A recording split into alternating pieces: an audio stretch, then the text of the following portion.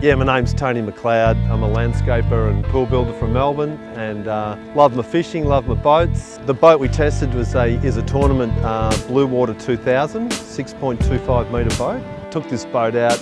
I got a cruise craft Explorer. I looked at this and I thought similar sized boat, it's going to be a great one to compare to.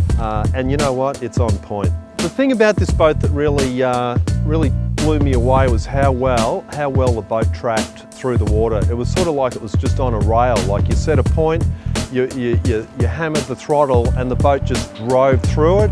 There was no sort of swaying, the boat wasn't sloshing around at all.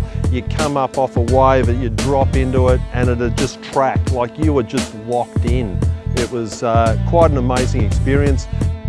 If you sort of showed your wife this and I showed her the cruise craft, she'd probably pick this over the cruise craft. I think the hard top is a good seller, you know, with your wife. She'd be sort of feel a bit more comfortable sitting in there rather than sort of having clears sort of flapping around. And of course it's got a lockable cab, like you could actually go in there and you can lock all your rods overnight, so you can sort of moor this boat pretty comfortably if you had a mooring. The Suzuki, the 4-stroke was also another surprise. I think the acceleration, the noise, this motor's got a real roar about it, and you feel like you're absolutely driving it's like a rocket ship. So you got this, your acceleration is like immediate.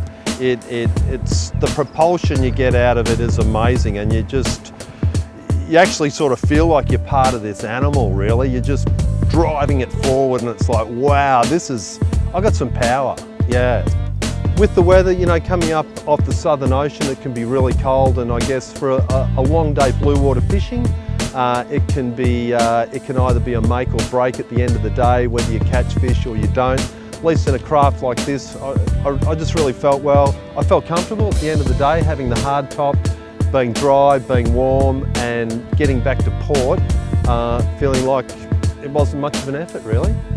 Yeah, I think the addition of the foam fill has made the boat a lot more comfortable ride. It's a really soft boat to sort of ride in, even in the heavy sea. It was no effort, and with the extra wide chines, the boat really stood up well when we wanted to sort of get it up out of the water. We were going through 2.5 metre chop yesterday, and we were blowing other boats right out of the water. Yeah, it was fantastic. The seating position was ideal for, you know, just that hard hit where we were just sort of cantilevering right in the middle, just sort of bobbing along, no effort.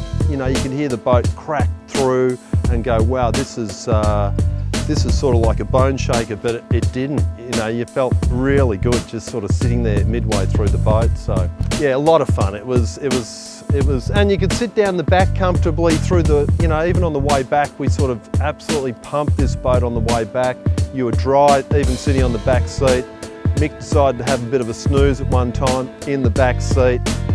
So it's got a lot of good comfort, you know, even in the cabin itself. A guy 6'2" could have a kip in there during the day if he wanted to.